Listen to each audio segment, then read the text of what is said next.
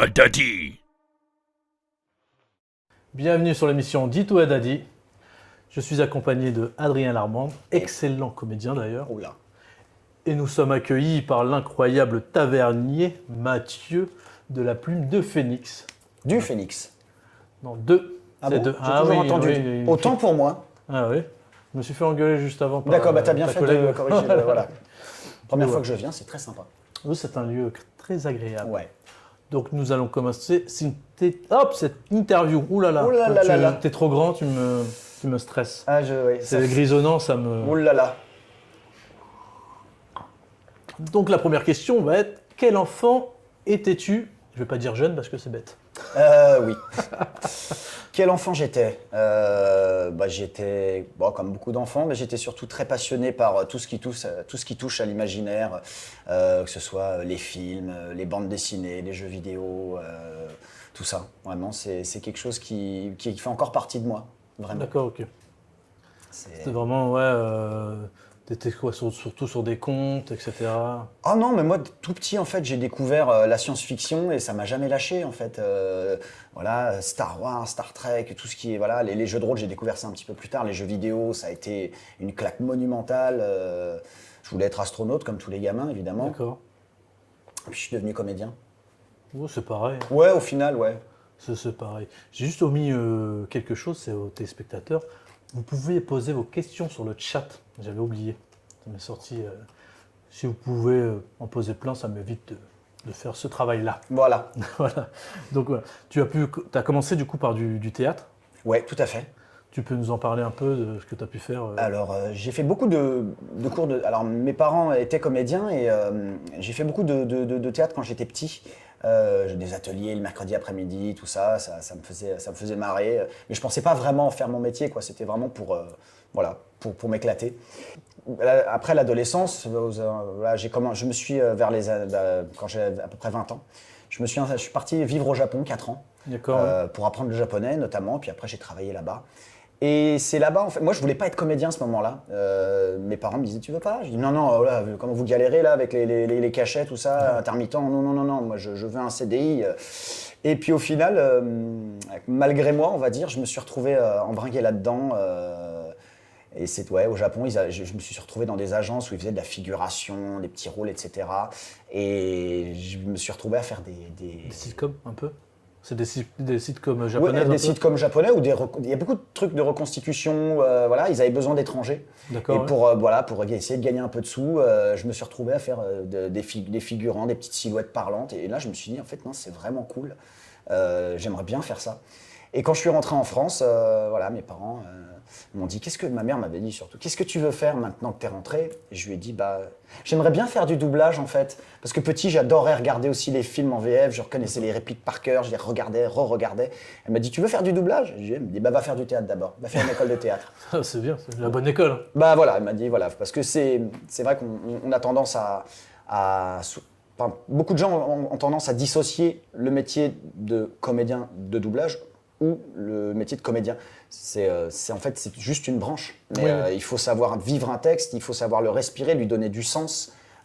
Tout passe par le micro. On n'est pas, on n'est pas à Oui, l'écran. oui, c'est pas. Ok. Donc voilà. Du coup, tu as joué du Tchekhov, du Molière, et tu as aussi joué du Pulp Fiction, mais en anglais. Tu Oui, peux nous en parler, s'il te plaît? ça c'était génial. C'était en cours de théâtre, on avait cours de théâtre anglais en fait. Et comme je suis bilingue, ma maman parlait très bien anglais et quand j'étais petit, elle me parlait beaucoup en anglais. D'accord. Et de temps en temps, elle me dit alors bon là cette fois-ci je vais t'acheter une cassette vidéo, vieillerie, mais en anglais sous-titré. Voilà. Et j'ai eu pas mal de films comme ça qui m'ont bercé et j'ai été habitué à l'anglais très vite. Donc quand je me suis retrouvé en cours de théâtre avec une prof bilingue qui nous a dit bon cette année je vais mettre en scène Pulp Fiction. J'ai dit waouh et comme on s'entendait bien avec cette prof, elle m'a dit je vais te donner le rôle de Vincent Vega. Et je me suis D'accord. retrouvé à faire John Travolta. Je dois avoir encore quelques photos. On s'était éclaté. C'était pas du goût de tout le monde dans une école de théâtre. Mais nous, on s'est dit, on va vraiment... Je me rappelle même d'ailleurs, c'était la 3e année, ma dernière année, et c'était ma dernière pièce, parce qu'on faisait les présentations des pièces de D'accord. fin. Et je me suis dit, là, c'est cadeau. Là, faut y aller, tu donnes tout, tu t'éclates, voilà, ça plaît ou ça plaît pas. Et on avait eu quand même de très très bons retours. D'accord, ok. Et du coup, ma prochaine question, c'est vu que tu étais au Japon, est-ce que tu as un peu joué ou tu as pu aller voir du théâtre japonais? Non, pas vraiment, parce que ça coûte extrêmement cher et j'avais pas une thune. D'accord, ok. Voilà. Ouais, parce que j'allais te demander. J'ai vu quelques performances, des D'accord, trucs, ouais. voilà, dans la rue ou dans des festivals, mais j'ai pas pu aller voir du No, du Kabuki. Voilà, ça coûte très cher. D'accord. Et du coup, au Japon, qu'est-ce qui a pu te marquer dans les jeux d'acteurs? Peut-être la discipline, la rigueur, les techniques sont peut-être encore plus différentes qu'ici. Bah, nous, étant donné qu'on jouait en anglais, parce qu'ils cherchaient des gens qui parlaient anglais, ou de temps en temps, voilà, il fallait jouer. Il y avait une scène qui était censée se passer dans un bar en France, donc ils avaient reconstitué un peu un café.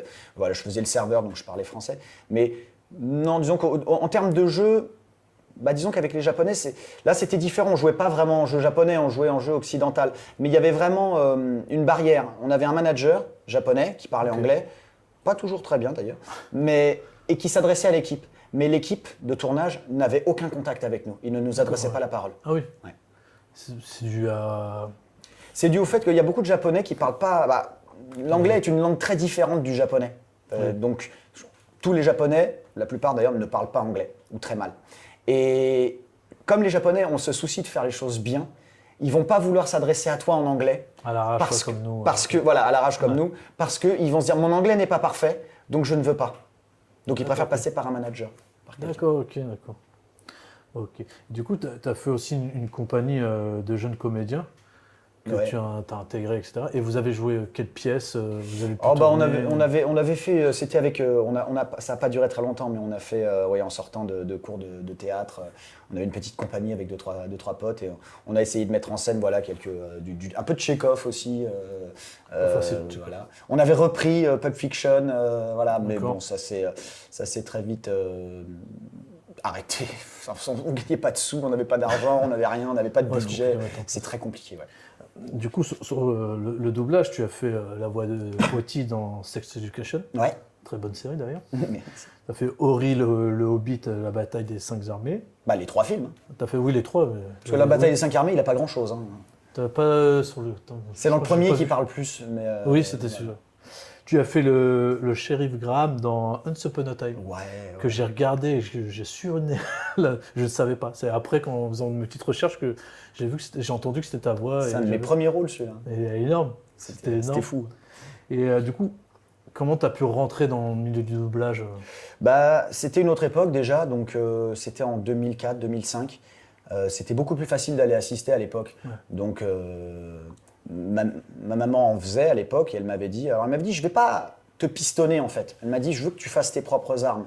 Donc va dans les studios, prends tes CV et voilà. De temps en temps, elle travaillait avec un DA et elle disait, bon, est-ce que mon fils peut venir? Oui, bon, il peut venir. Mais sinon, elle me dit, vas-y, lève. Et des fois, elle me levait, elle me disait, hey, tu te lèves ce matin et tu vas aller en studio. Non, mais j'y reste après-midi. Non, tu y vas le matin. Donc, fallait y aller. J'allais avec ma petite pochette de CV. À l'époque, c'était beaucoup plus facile. Il y avait pas vraiment, dans la plupart des studios, il n'y avait pas de personnes qui vous disaient, oh, excusez-moi, vous êtes avec qui? Vous allez travailler quoi? Ouais. Il n'y avait pas les plateformes, les clauses de confidentialité qu'on a maintenant.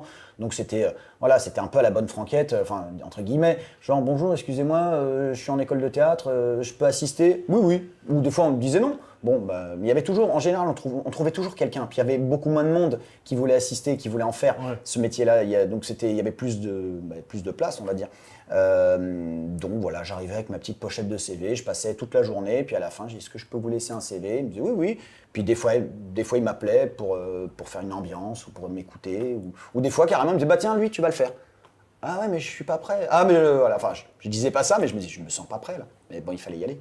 D'accord. Et pour un comédien qui veut se lancer, maintenant, tu conseilles quelle démarche en fait? Maintenant, c'est compliqué. C'est compliqué, ouais. Après, c'est pas impossible. Mais les démarches, c'est déjà de faire déjà des cours de théâtre. Ça, c'est la base. Voilà. On ne peut pas être chauffeur de taxi sans avoir un permis et une licence. Donc c'est pareil. Comédien, faut une formation. C'est comme pour tous les métiers. Après, on peut faire des stages de doublage aussi. Il y en a qui sont pas mal. Et après, bah, c'est là qu'on est jeté dans le grand bain et faut essayer de démarcher. J'ai un ami qui a fait ce stage-là et on lui expliquait, voilà, il faut pouvoir marquer le chef de plateau qu'on veut démarcher sans non plus le saouler. Et pour ça, on a 3 minutes. C'est le temps de son café. D'accord. Ouais, c'est hyper compliqué du coup. C'est, Sur les 3 minutes, c'est soit tu vas au bah, culot, disons que voilà, soit ça dépend de la bah, personnalité de la personne aussi voilà, que tu as en face. on ne sait pas qui on a en face. Moi, c'est pareil. Quand on arrive, on voit tout le monde. C'est hyper impressionnant quand on arrive dans les studios la première fois. Moi, je voyais tout le monde qui se connaissait, qui se claque la bise, machin, et qui rigole. Et moi, je suis là dans mon coin. Et bon, bah, j'étais peut-être limite un peu trop discret. Mais bon, ce qui m'a aidé personnellement, mais là, c'est vraiment, vraiment personnel, c'est que je parle japonais. Donc, en fait, avec Bruno Meyer, on est deux, je crois, à parler japonais dans le métier. D'accord, je Donc, savais pas qu'il parlait. il parle très bien, Bruno, mieux que moi d'ailleurs. Et du coup, bah, c'est vrai que mon nom a circulé au début assez. Voilà, tiens, il parle japonais. Bah, il y a un japonais qui est dans un film, ils ont besoin du vrai accent japonais ou de la personne qui parle, voilà, du comédien donc en VF qui va parler en français avec l'accent japonais. Et s'il doit parler japonais, bah, je répéterai ce qu'il dit, comme ça il y aura un raccord voix. D'accord. Donc ça m'a beaucoup aidé, ouais. D'accord. Et du coup, tu peux nous parler de ton premier rôle en doublage du coup? Mon premier rôle, vrai rôle, c'était dans la série Skins. Oh oui. Oh oui. C'est le personnage d'Aloysius Crivet, un mec complètement déjanté, très drôle, que j'avais adoré faire. Mais pareil, c'est quand on est pris sur un rôle, sur une série, le premier rôle, on se dit est-ce que je vais tenir le coup, est-ce que je vais être bon, est-ce que ça va plaire, est-ce que ça va marcher, est-ce que je vais y arriver. C'est pression quand même. Ouais, t'as eu la pression, mais genre t'as pas un peu bégayé Oh si, j'ai bégayé. Surtout que je me suis retrouvé à la barre un moment avec Frédéric Thiermont, quand même, qui a fait des voix. Enfin, elle fait, je crois, elle fait Glenn Close. Elle fait, si je dis pas de bêtises, hein, elle fait Meryl Streep. Voilà, ouais. elle faisait ma mère et j'étais là, waouh, fou. Dans Ghostbusters, elle faisait Sigourney Weaver. D'accord, ouais, ok. Donc, ah ouais. Mais du coup, pour quelqu'un qui va débuter en studio, tu conseilles quoi pour qu'il soit moins stressé, de dire ah si je rate, peut-être que le DA va me saquer, va me virer. Non, je pense que je conseille à la personne d'écouter le DA, en fait, de vraiment écouter les conseils qu'il lui donne. Après, bon, c'est vrai qu'il y a des A et des A. Il y a des DA qui, je crois que Pascal en parlait tout à l'heure, qui te rentrent dans le lard. Personnellement, avec moi, ça marche pas. Et il y a des DA qui vont me dire, alors tu vois ce que tu as fait, c'est pas mal, mais ça peut être mieux. Et là, qui t'accompagnent avec bienveillance et qui, voilà, et voilà, tout est une question de personnalité. Il n'y a pas de règle en fait. C'est vraiment, c'est au feeling quoi. D'accord. Et quel personnage t'as aimé doubler en fait? Oh plein. J'aime bien doubler les méchants, mais j'en fais pas beaucoup. J'avais doublé un méchant dans une série coréenne qui s'appelait My Name. Je m'étais éclaté.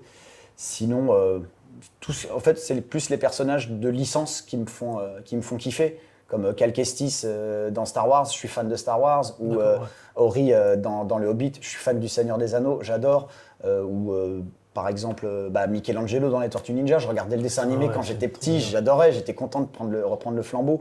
Voilà, c'est plus de doubler dans des licences qui perdurent et qui m'ont fait rêver quand j'étais gamin, quoi. Bah, du coup, t'as doublé sur des licences où t'étais fan. Et en fait, qu'est-ce que tu as ressenti quand on t'appelle, on dirait tiens, pour Star Wars, toi qui es fan En général, on t'appelle pour un casting d'abord. D'accord, Et ok. tu passes le casting et après t'attends. Et voilà, là récemment, dans Les Gardiens de la Galaxie, Will Poulter, Adam Warlock, j'étais comme un gamin, quoi, parce que vraiment, je me suis dit, j'avais toujours voulu être sur le MCU, quoi, et faire un personnage avec des pouvoirs, un personnage, voilà, et j'étais très très content. C'est un rêve de gamin qui se réalise en fait. Ouais, ça devait être dingue quoi. En fait, j'ai une bucket list de geeks. De geek comédien qui dit voilà j'aimerais doubler ça, alors voilà tiens hop, là, la bataille de Ori c'est bon, j'ai affronté le dragon Smaug, Cal Kestis j'ai survécu à Dark Vador, Michelangelo j'ai affronté le clan des foot, voilà donc ça je peux les cocher. D'accord. Et du coup les prochains que t'as pas fait que t'aimerais faire? Les prochains, moi j'adorerais doubler dans des œuvres genre Dune. Dune, je suis fan de Dune, j'ai adoré le bouquin. Le film était spécial, mais je l'ai vu petit et bon, j'ai rien compris au début, mais j'ai adoré. Ou des genre, alors je sais qu'il y aura pas je crois pas. Si, il y a peut-être une série, j'ai entendu dire, c'est Blade Runner. Je crois qu'ils en parlent. Ouais, il y a peut-être une série, voilà, ça me j'adorerais. parle. Ouais, c'est ça, c'est pareil, des licences de trucs que j'adorais quand j'étais gamin, quoi. Mais comme là, ils annoncent pas mal de séries de jeux vidéo, quoi. Toi qui es fan, on parle de Horizon, God of War, Oui. des choses comme ça. Ça, tu aimerais aussi Ah ouais, j'adorerais, ouais. Ah ouais. ouais. Donc, du coup, tu as fait beaucoup de jeux vidéo aussi. Ouais. Donc, et on va dire, quel jeu vidéo t'a posé le plus de problèmes à faire? J'ai pas un jeu en tête en fait, mais c'est juste que quand on fait des jeux vidéo, des fois, on n'a pas les images. C'est compliqué de se mettre en situation. Et c'est vrai que quand je double un jeu et qu'après j'y joue, parce qu'en général, comme je game beaucoup, sauf si c'est un jeu qui ne m'intéresse pas, bon, Ouais, voilà. voilà, sur un sujet. Quand j'y joue, je me dis surtout, ah tiens, là j'ai compris que je vois, alors peut-être pas tout le monde qui le voit, mais là je vois très bien que sur cette réplique, je savais pas ce qui se passait. Je savais pas que le personnage était en train de faire ça, était en train de courir. Une fois j'ai fait un jeu vidéo, le personnage, je me suis aperçu qu'il grimpait. Sauf qu'en fait, moi je savais pas qu'il grimpait. Donc je l'ai fait normal. Et on parle pas comme ça alors qu'on grimpe et qu'il y a 30 mètres en dessous de nous. Ouais, parce que vous voyez vraiment rien. Il y a Si, juste des fois, lignes, on a quoi. des petits. Ouais. Des fois, pour les cinématiques, il y a quelques trucs. Mais en général, c'est pas fini parce que le jeu n'est pas fini. D'accord, Voilà, puis il y a aussi les questions de confidentialité, tout ça. Et des fois, on a 0 réplique. On n'a même pas d'anglais, rien. C'est juste de la rythmo. C'est juste, c'est même pas une rythmo, hein, c'est des fichiers. Voilà, et on dit voilà, tu dois commencer là, tu dois t'arrêter là, tu dois dire ça. Voilà. Et je Ouais, dis, c'est hyper technique. il n'y a pas de contexte, rien. Et c'est assez frustrant, quoi, parce que en tant que gamer, je dis putain, mais j'ai envie que ce soit bien, j'ai envie de savoir ce que je joue, quoi. Si on me dit, si le personnage dit, je sais pas, il dit par là, ça peut être, tiens, par là, tranquille, ou alors il peut être coursé par des méchants et dire par là dans l'urgence, ou voilà. Et c'est vrai que il y a des moments, je me dis tiens, là, je savais pas ce que je jouais. D'accord, ok. Voilà. Ok. Bon, on va passer aux questions des internautes que mon fabuleux assistant va m'envoyer par la poste. Hop. C'est rapide. Ah ouais, Ah, hein. Il s'est trompé d'adresse, sérieux chez moi. Ouais. Merci. Alors, nous avons une question d'un enfant fric, je crois. Peux-tu nous parler des évolutions à venir dans le domaine du doublage, que ce soit les évolutions intéressantes comme celles les plus menaçantes, par exemple des IA? Ah, le fameux sujet des Ouais, IA. voilà. On va parler de Pascal. Voilà, oui. Les évolutions intéressantes, je vais commencer par là. Je regardais un peu le live avec Pascal en arrivant ici. J'étais dans le métro sur mon téléphone. Et les évolutions intéressantes, c'est oui, il y a l'ère du numérique et des plateformes. C'est-à-dire que avec l'arrivée des plateformes, on a quitté ce qu'on appelle le hertzien. Enfin, on est passé du hertzien, c'est-à-dire les chaînes télé, Oui. aux plateformes. Et c'est vrai qu'il y a eu beaucoup plus de travail, des sujets plus intéressants. Pour moi, parce que c'est vrai qu'il faut, comme tu dis, ils se mettent à faire des séries de jeux vidéo, ils adaptent des bouquins de science-fiction en série, pas mal de choses. Enfin, moi, c'est ce qui m'intéresse. Après, chacun a son truc. Ouais, c'est cool. Donc ça, c'est vraiment cool. Après, oui, les menaces, c'est les IA. Alors, comme disait Pascal très justement, si c'est fait intelligemment, c'est bien. Si c'est l'homme remplacé par la machine, en même temps, j'ai envie de dire, je vais faire mon philosophe, mais c'est un peu ce qui nous menace depuis l'ère industrielle, quoi. Oui. Donc après, Pourtant, il y a besoin toujours d'hommes. voilà, exactement. Et après, il y a des gens dans le métier qui vont dire ah oui, dans 2 ans c'est fini, et d'autres qui vont dire oh oui non, attendez, calmons-nous parce que voilà. Mais c'est un sujet, c'est une réelle menace, bien sûr. Mais en même temps, j'ai envie de dire, quand on est comédien, quand on est intermittent et qu'on fait ce métier, la menace, on l'a tous les jours parce qu'on se dit mais si ça se trouve dans 2 mois, je vais plus travailler. Pas à cause des IA, mais juste parce qu'il y a moins de travail ou parce que je sais pas. Arrive aussi. Voilà, autant on peut blinder pendant 1 mois et puis après le mois d'après, on a rien ou 2 plateaux et on se dit et on se remet en question. On se dit est-ce que je suis toujours bien, est-ce que ce que je fais ça plaît. Donc c'est ça mais ça a toujours été. C'est le métier de saltimbanque, que ce soit à la télé, au théâtre ou au cinéma ou en doublage ou partout. Ouais. C'est voilà bon. Après, il y a les stars, il y a les plus... Oui, les plus cotés. Les plus cotés, bien sûr. Mais bon, moi, j'ai quand même la chance de pas mal travailler, donc j'ai pas vraiment à me plaindre là-dessus. Mais mes parents m'avaient dit, de toute façon, ils m'ont dit, tu verras, c'est un métier de tu sais pas. Enfin, tu sais pas, peut-être que dans 6 mois, t'auras plus rien, ou dans 6 mois, voilà. Ouais, tu peux être en haut au bout de 2 semaines en bas, quoi. Ça fait 18 ans que je fais ce métier, ça fait 18 ans que je me dis, si ça se trouve, le mois prochain, j'aurai rien. D'accord, ouais. À chaque fois. Et toujours la même question. C'est l'incertitude, voilà. Du petit fric, une VF qui t'a marqué le plus quand tu étais petit, une voix que tu admirais. Oh, il y en a tellement eu. Bon, déjà, il y a eu les Star Wars, les 4, 5, 6, que j'ai appris par cœur. C'est ces films-là qui m'ont donné envie de faire du doublage. J'adorais ces VF. Il y avait eu les tout premiers Tortues Ninja aussi.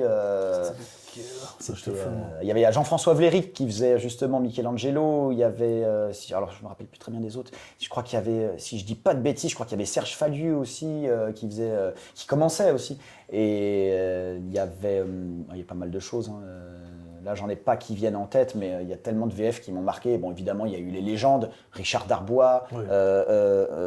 Patrick Poivet, enfin Marc Alphonse, Benoît Alman, voilà, bah, Moi, tous ces. moi, Benoît Alman, c'est mon kiff, mais pas forcément sur Freeman ou quoi, c'est sur les documentaires. Ah, mais il a une voix, il pourrait me lire ma déclaration d'impôt que j'adorerais ça. Ah ouais, non, mais du coup, on l'a rencontré sur Tours. Donc il m'a parlé, et pourtant, bon, la Puis voix, il est je connais un adorable. peu, mais t'es là, Ah ouais, non, mais c'est. teubé devant lui, j'étais teubé. Bah, la première fois Mais que c'est j'ai travaillé impressionnant. avec lui, c'était sur une série qui s'appelait Jane the Virgin. Et lui, il faisait le narrateur. Et un jour, il était venu et je lui avais dit excusez-moi, j'adore ce que vous faites. Et il m'avait fait je vous remercie, c'est très gentil. Ok, Non, mais bon. super cool. Puis il est adorable. Super. Et voilà. Question de Tip Top. Dans quelle sitcom japonaise on peut te retrouver? Alors, essentiellement, là, ce qui me vient en tête, il y a Alice in Borderland. Où je fais Harisu. Oui. Voilà, Harisu. Sitcom, enfin, c'est pas un sitcom, mais bon, ils ont une série japonaise. Je fais pas mal d'animés aussi, mais là, en termes de séries japonaises live, à part Alice in Borderland, j'en ai pas fait beaucoup. Je fais beaucoup de coréens, mais. Tu fais beaucoup de dramas. Ouais, les dramas, ouais, j'en ai fait pas mal.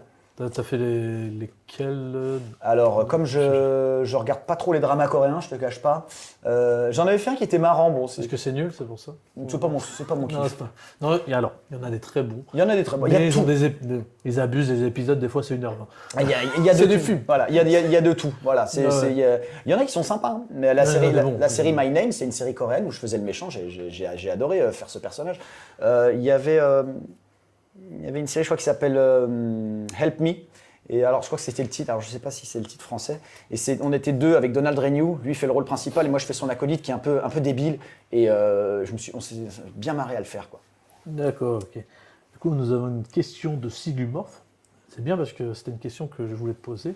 Vu que tu aimes les jeux vidéo, cite-lui un jeu qui t'a marqué ainsi qu'une musique de jeu vidéo qui t'a marqué. Pas mal. Ah oui, parce qu'on a Alors. une émission Riposte, petite pub, Voilà. un podcast pour les musiques de jeux vidéo qu'il anime. Ok. Alors le jeu vidéo qui m'a marqué, le premier en tout cas, il est sorti en 1999. Ça s'appelait The Nomad Soul. Ouais. D'ailleurs, je l'ai retrouvé. Il est sur. Je vais faire de la pub sans le vouloir, mais il est sur GOG. Voilà, et je l'ai trouvé. Et c'était très cool. Et j'y rejoue en ce moment. Et c'est vraiment un jeu. Alors évidemment, ça a vieilli et tout. Il y a pas Oui. voilà, mais moi, c'était vraiment le jeu. C'était le premier open world qui existait. Et la musique, bah, c'est celle-là aussi, puisque c'est David Bowie qui avait fait la musique plusieurs musiques de ce jeu. Il est d'ailleurs numérisé Oui, dans le ah jeu. Ouais, ah David oui, Bowie. d'accord, ça D'ailleurs, j'ai regardé un reportage sur ce jeu il n'y a pas longtemps. Et en fait, le créateur du jeu, c'était Quantic Dream et c'était David Cage, qui a demandé à David Bowie, il lui a proposé le projet. Et il lui a dit, j'aimerais t'acheter une chanson pour le jeu. Et David Bowie a regardé le projet, il lui a dit, non. Par contre, je vais te faire un album pour ce jeu. Je vais te faire 5 chansons.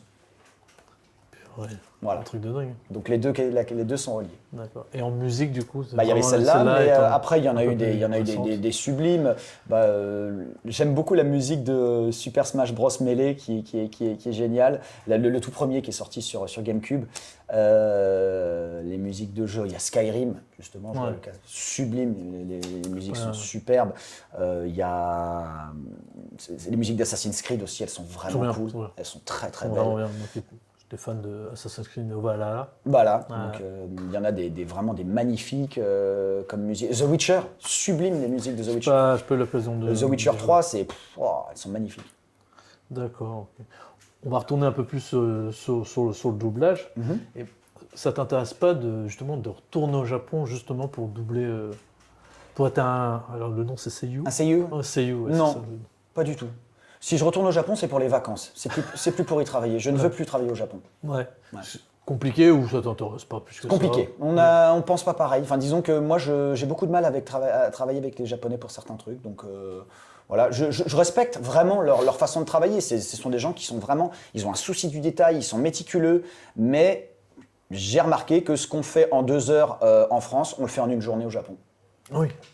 Ah oui, ils sont vraiment. Ouais, Voilà. Après, voilà, moi je les vois, les seiyuu, après, énorme respect, quoi, parce que dans les animés, quand on les double, ils y vont, quoi, ils se cassent la voix, et pourtant ils arrivent, enfin c'est une technique qu'ils ont, et vraiment les mecs, chapeau. Mais moi je sais pas si j'arriverai à tenir la longueur comme ça. Ouais, plus pour la patience.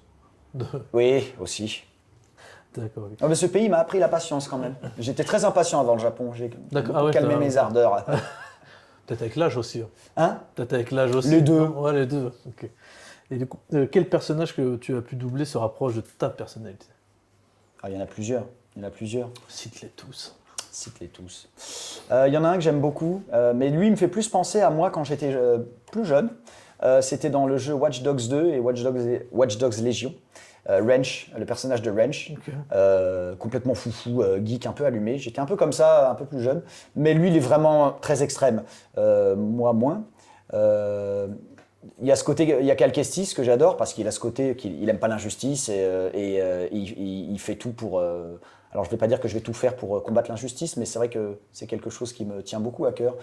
C'est aussi pour ça que j'adore les super-héros, parce que justement, combattre, avoir un. Enfin, je me dis, c'est cool, ce serait cool, tu as des pouvoirs de fou et tu fais le bien. Et les méchants, bah, voilà. Donc, je sais pas, il y a plein de personnages comme ça qui m'ont. J'ai adoré faire Magnus Bane dans Shadowhunter, Ok. parce que bah, là, j'ai vraiment eu l'impression de faire un jeu de rôle, de faire un sorcier dans un jeu de rôle. Et comme j'adore Ouais. les jeux de rôle, Ouais, je on en me suis parlait, dit, tout à l'heure. Ouais, voilà. ouais. La série Est-ce qu'elle est? C'est pas ma génération, c'est pas mon truc, mais j'ai adoré faire ce personnage de Magnus Bane. D'accord, ok. Et le face caméra t'intéresse pas plus que ça ou c'est parce que t'as pas eu J'ai pas eu d'occasion, ouais. Ouais, pas d'occasion. Non, mais si on me propose des trucs, enfin, c'est Des voilà, courts-métrages, court-métrage, si le projet est intéressant surtout, parce que voilà, faut que ça. Je vais tourner un spin-off bientôt. Ah bah voilà. Mais Non, des non, bah regarde, je billes, suis bien face à là. la caméra. Ouais, là. voilà, oui. Voilà. Bon, on Mais est dans des circonstances un peu différentes, mais non, bien sûr, de jouer face caméra, si le projet est intéressant, s'il y a un truc à défendre, si c'est Voilà. cool, et si c'est carré, parce on m'a proposé des trucs, mais c'était Allez. jamais très carré, c'était jamais très, voilà, pourquoi pas, bien sûr. D'accord.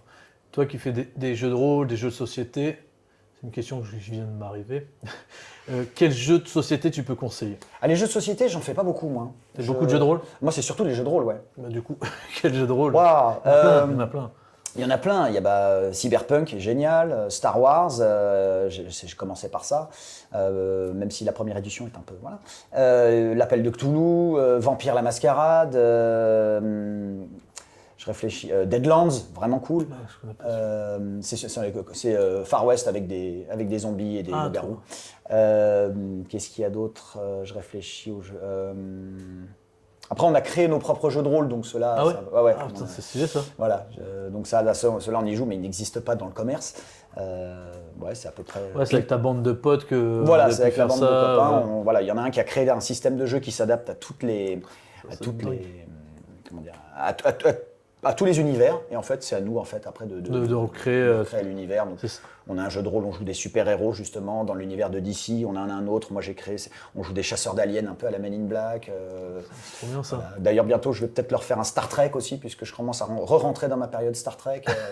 Oui, je suis un agent double, Star Trek, Star Wars, mais je préfère Star Wars. D'accord, ok. Voilà.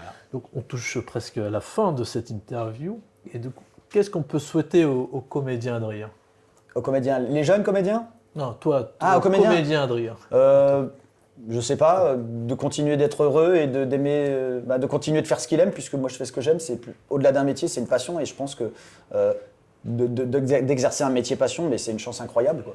Donc moi je vais pas me souhaiter des choses, parce que je trouve que ce serait un peu présomptueux, mais voilà, soyons heureux, quoi, en fait. Voilà, donc c'est ce que tu dirais à l'Adrien aussi. Soyons heureux. Bah, le petit Non. Adrien, voilà, il me suit un peu partout. J'ai le petit Adrien de 10 ans, et quand j'enregistre un rôle qui me tient à cœur, mentalement, je lui fais, voilà, j'espère que tu seras fier. D'accord. Bah, je te remercie. Bah, merci à toi. Bah, merci en tout cas d'être venu, c'était cool. Bah, Claire. Donc, voilà. Nous, on se revoit à Tours, hein, bien sûr. Exactement. Et à Deauville, on se suit. On se suit, voilà. Donc, bah, merci de nous avoir suivis. Merci. Je remercie le Bureau des Songes, Wonderstream et la plume de Phoenix. La plume de Phoenix. De Phoenix avec l'incroyable Mathieu et à micro sur la moustache de nous avoir fourni le t-shirt. C'est déjà pas mal. C'est déjà pas mal. Merci et à bientôt sur la chaîne Dis-toi Daddy. À Ciao. bientôt.